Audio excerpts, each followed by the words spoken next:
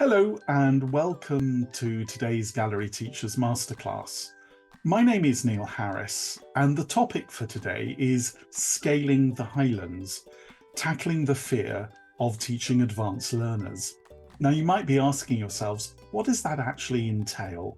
So let me explain. I have many years' experience of teaching at the highest level, and I'm unusual. I really love it. But for many teachers, the thought of teaching students at those really high levels of CFR C1 and C2, and I'll explain a little bit more about what that means in the session, can bring on a real sense of fear and possibly imposter syndrome. So what I hope to do in today's masterclass is help you to overcome that sense of fear. And I do that by looking at the characteristics of high-level learners.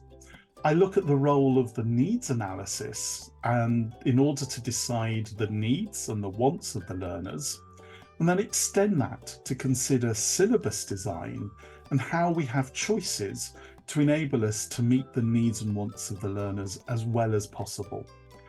I hope you find the masterclass of value, and more than anything, if you do have that sense of fear, I hope that by the end of today, you feel a little bit more confident about having a go.